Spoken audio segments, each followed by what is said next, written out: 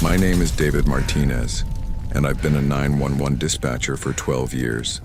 I've seen it all on the line. Accidents, assaults, medical emergencies. You learn to stay calm, to be the calm voice when someone's world is falling apart. But there are calls that won't leave your head, calls that make you question everything you believe about reality. Today I'm going to tell you two stories that haunt me to this day. Two calls that arrived just 3 months apart. Two churches, two fires, and something much darker connecting them both. Before I begin, I need you to understand. What I'm about to tell you has been documented, recorded, and investigated. The official reports say one thing, but the men who were there, they know the truth, and that truth haunts them every night. If you think you've heard horror stories, wait until you hear what happened at the Church of Santa Teresa and, 3 months later, at the Chapel of San Miguel, because what firefighters found in the flames was out of this world. And worst of all, I heard it. I heard it on the radio, on the open lines, in the screams. And I still hear it to this day, every time I close my eyes. It was March 15th, a Tuesday. My shift had started at 10 p.m. and it had been quiet until then. It was 20 minutes to midnight when the phone rang. 911. What is your emergency? On the other side, a female voice, breathless, almost whispering. There's fire. In the church of Santa Teresa, on 7th Street and Avenida Central. Please send someone quickly. Ma'am, are you safe? Are you outside the building? I was driving by and I saw the flames through the windows, but there are people inside. I heard screams. My blood ran cold. Church on fire with people inside in the middle of the night. How many people can you see? I can't see anyone, but the screams? There are so many screams, and there's something strange, and the flames, they're not normal. What do you mean they're not normal? They're blue, and they seem to move, as if they were alive. I took a deep breath. Panicked witnesses always describe strange things. It's the shock. I remained calm. Okay, I'm already dispatching the fire department and the police. Can you stay on the line? Silence for a few seconds. Then she said something that gave me chills. They're coming out, but they're not walking.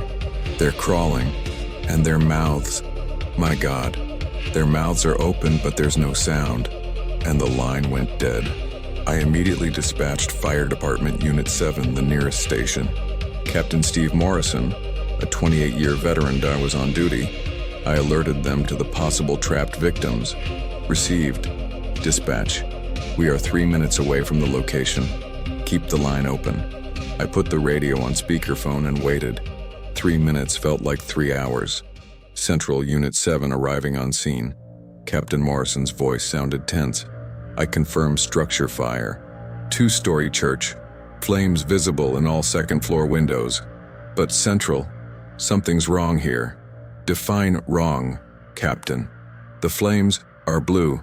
I've never seen anything like it. And it smells not like ordinary smoke.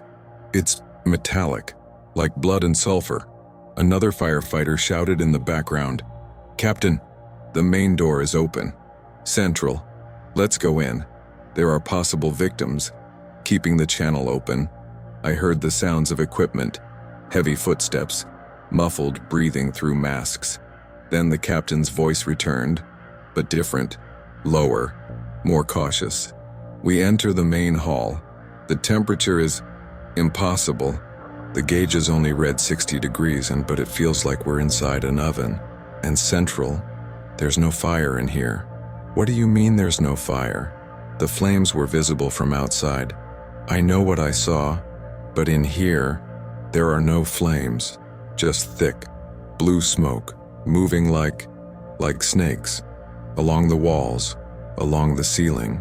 One of the firemen shouted, Captain, at the altar. There's someone at the altar. Central, we confirmed victim. Going to check. The silence that followed lasted only 10 seconds, but it was enough to make my heart almost jump out of my chest. Then I heard it, a sound I'll never forget. It wasn't a scream. It was like 10 people were screaming at once, but inwardly, stifled, and beneath it, a laugh, low, deep, inhuman. "Retire! Retreat now!" Captain Morrison yelled. I heard running, something falling, men screaming.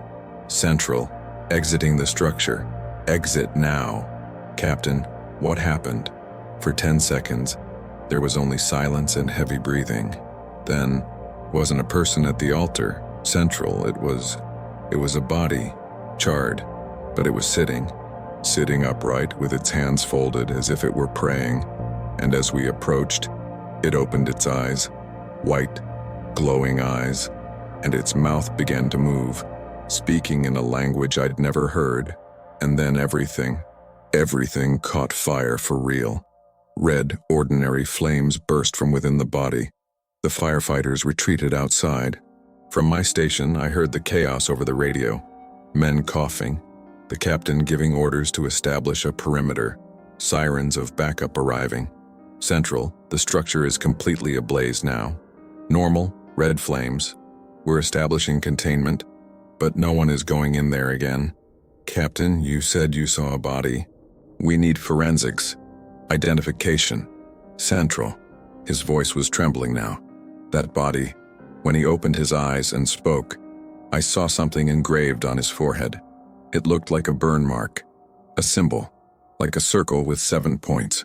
One of the younger firefighters, Danny Chen, took the radio. It wasn't just the forehead, the walls.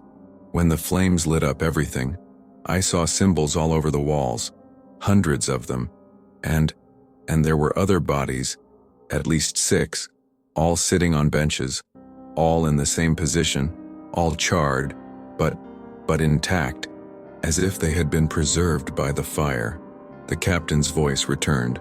"Central, I need you to contact the diocese. This is no ordinary fire. Something happened here. Something ritualistic." I did as he asked. I called the emergency bishop. While I waited for an answer, I heard the firefighters talking nervously to each other on the radio. "Dude, did you see when that body moved its head? I don't want to talk about it. The voices. Did you hear the voices?" I said I don't want to talk about it. The fire took 4 hours to completely control. By sunrise, the Church of Santa Teresa was nothing more than a smoldering husk of blackened stone. The official investigation confirmed 7 bodies found inside the church, all identified as members of the local congregation. All died of smoke inhalation and burns, according to the report.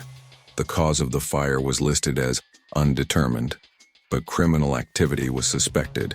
But the firefighters who entered that church, they know. And in the next 3 months, 4 of them requested transfers. 2 took early retirement. Danny Chen started having nightmares and needed therapy. And Captain Morrison? He was never the same. He started attending church every day. He said he needed to pray, that he needed to ask for forgiveness. But forgiveness for what? When I asked, he simply said, "Because I looked into that thing's eyes, David, and it knew me. It knew my name. It knew my sins. And it told me it would come back, that they would all come back." I tried to forget. I filed the case away in my mind along with other disturbing calls. But fate had other plans, because 3 months later, in June, another call came, another fire, another church, and this time, Captain Morrison was inside her. June 18th, Wednesday, my midday shift, usually quiet, but at 2:37 p.m., everything changed. 911, what is your emergency? Fire, St. Michael's Chapel on County Road, 45. Please send firefighters. The voice belonged to a man, older, terrified. Sir, are you safe? I drive the school bus. I was passing by on the road when I saw it. The chapel is on fire. But there are cars in the parking lot. There are people inside. My stomach churned. Chapel fire. People inside. I immediately dispatched Unit 7 again, and then I realized something that made my blood run cold. Captain Morrison had asked to personally lead any calls involving churches since the Santa Teresa incident. Central to Unit 7, fire confirmed at St. Michael's Chapel. Captain Morrison, are you taking over? The answer took a few seconds. When it came, his voice was different, resigned. Affirmative, Central. I knew it was going to happen. I knew it. Captain, we're going. David. And this time I'm going to finish this. I didn't like the tone. I didn't like any of it. Captain, wait for reinforcement. Don't go in alone. I won't be alone, David. I never have been. And the line went silent. Unit 7 arrived in 8 minutes. I heard Captain Morrison report over the radio. Central, we've arrived at the location, wooden chapel, a smaller structure than Santa Teresa. Flames visible, but same color, blue. It's the same thing. Central, it's the same damn thing. Captain, wait for reinforcement. Negative. I see 3 cars in the parking lot. There are victims. Going in now. Captain, negative. Wait. But he was already gone. I heard over the radio from firefighter Danny Chen, who had insisted on accompanying the captain despite his trauma. We went in through the side door. The temperature is normal. There's no fire in here, just that blue smoke again. She's waiting for us. Chen, get out of there. I can't, Center. The captain is heading straight for the altar. He's talking to himself, saying that they are here, that they came for him. Suddenly, Captain Morrison's voice boomed over the radio. I know who you are. I know what you want. Get me, but leave them alone. Captain, who are you talking to? Chen shouted. And then I heard it. Everyone heard it. Over the open radio line, clear as a bell. 7 voices, speaking in unison, in a dead language. And then, in perfect English. Steve Morrison, man of ashes and sin, you have entered our sanctuary. You have defected our remains. Now you will be our torch, our beacon, to call others. Run, the captain yelled. Chen, get out now. What I heard next were screams, explosions, the sound of wood splintering, and beneath it all, that laughter again, that impossible, inhuman laughter. Captain, Chen shouted, the smoke it's taking shape.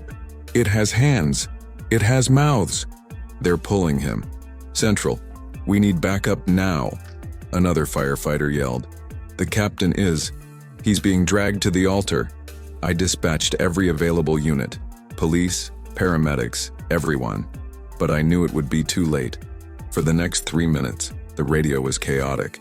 Men shouting contradictory orders, the sound of structures collapsing, and then silence. Chen respond. Chen. Static. Unit 7, someone respond. More static. And then, finally, Danny Chen's shaky voice. Central. We made it out, but the captain, we couldn't get him. The smoke, it completely covered him. And when the real flames started, he was in the center, at the altar, and he was smiling, Central, smiling and praying. The chapel of St. Michael burned to the ground. When reinforcements arrived and finally contained the fire, they found the 3 cars in the parking lot empty. The keys were in the ignitions. Purses and cell phones were on the benches, but no sign of the owners. And in the center of the rubble, on what had been the altar, they found the body of Captain Steve Morrison. But here's the part the official report left out. His body was intact. There wasn't a single burn. He was kneeling, hands clasped in prayer, eyes open and looking up. And on his forehead, burned into the skin like a tattoo, a circle with 7 points. It was Danny Chen who told me the rest. Weeks later, when he finally got around to talking about it, he came to the center and asked to speak privately. David, there's something I didn't tell you. Something only I saw. What's up, Danny? When the captain was being carried away by the smoke, before it completely solidified, I saw it. I saw faces in it. 7 faces. The same 7 bodies as Saint Teresa. They weren't victims, David. They were the ones responsible. A cult. They performed a ritual. They called something, and when it went wrong, they trapped themselves. They imprisoned themselves in the fire, waiting. Waiting for what? A replacement. Someone who would willingly step into their sacred fire. Someone who would offer themselves, like the captain did. I didn't want to believe it, but it all made sense in a horrible, twisted way. The captain knew, Danny continued. Since Santa Teresa, they marked him, showed him what they needed, and he chose to sacrifice himself in St. Michael's Chapel so no one else would be caught. To close the cycle, the 3 cars in the parking lot, bait, there was never anyone there.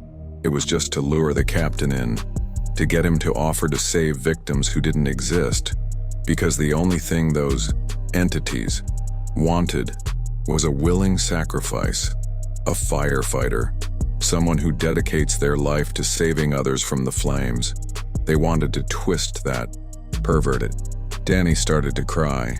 And it worked, David. Damn it, it worked. Because when we found the captain's body, he was smiling like he'd finally found peace. The official investigation into both fires was closed as incidents related to cult activity.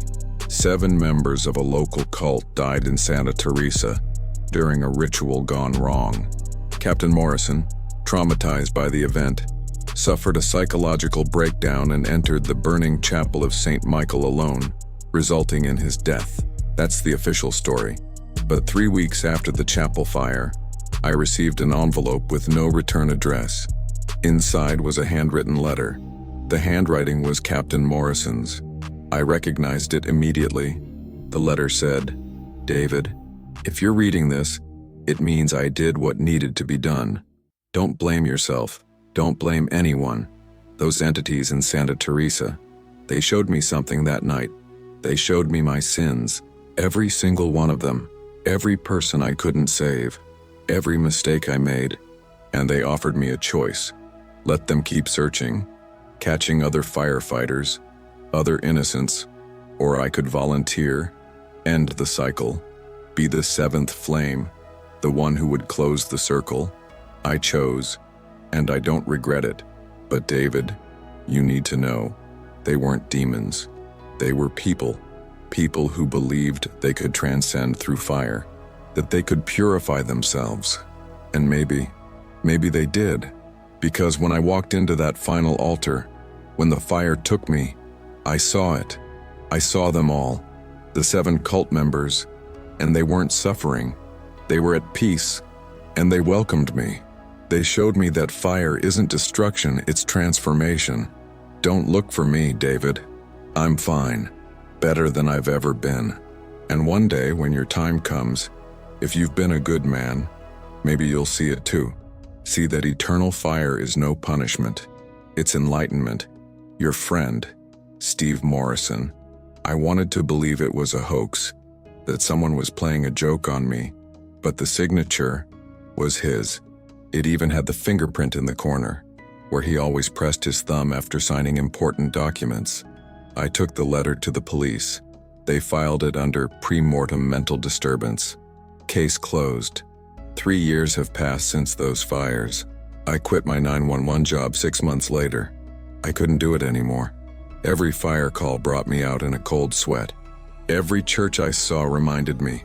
Today I work in an office. Numbers. Reports. No emergencies. No lives at risk. But I still dream of those blue flames. And sometimes at night, when I pass a church, I stop. I look at the windows, and I swear I see a blue light inside. Faint. Pulsing like a heart. Danny Chen also left the fire department. Last I heard from him, he was in intensive care, medicated for anxiety and PTSD. He called me once, in the middle of the night, crying. They're still there, David. I see them. In candle flames, in campfires, in any fire. 7 figures, waiting, searching. Looking for what, Danny? The 8th. They need the 8th to complete the larger circle. And they know that eventually someone will answer the call. I hung up the phone. I didn't want to hear anymore. But last week, something happened that made me rethink everything. I was driving home late one night when I saw smoke on the horizon. Blue, unmistakable. I picked up my cell phone, but I didn't call 911. Instead, I called the fire department directly and asked, "Have any church fires been reported today?" "No, sir." "Why?" I looked back at the horizon. The blue smoke was higher now, more intense. Nothing. It was a mistake. I hung up, and I kept driving in the opposite direction, because now I know the truth Captain Morrison discovered. Some flames are not meant to be put out. Some fires need to burn. And some calls are not meant to be answered. But every night before I go to sleep, I pray. I pray that no one else answers. I pray that the eighth one will never be found. And I pray that when my time comes, it will be by water, by land, by air, anything. Less fire, because now I know. Fire remembers, fire waits, and fire always demands what is due. This was the story of Steve Morrison, of Danny Chen, and of 7 souls who sought transcendence through the flames and found something very different. The fire department filed both cases as religious-related accidents. The local diocese held purification ceremonies at both locations. Today, the land where the Church of Santa Teresa and the Chapel of San Miguel once stood remains vacant. Nobody wants to build there, because at night, locals say, you can still see it, a faint blue light pulsing in the dark, like a heart that never stops beating, like flames that never go out. And if you listen closely, very closely, you can still hear 7 voices singing in unison, waiting, looking for the 8th. If these stories touched you, if they made you question what really happens when we answer certain calls, I have something special to share.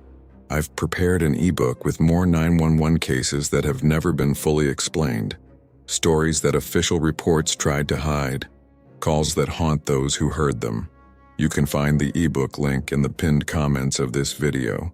These are stories that need to be told, that need to be heard, because the truth, however terrifying, deserves to be known.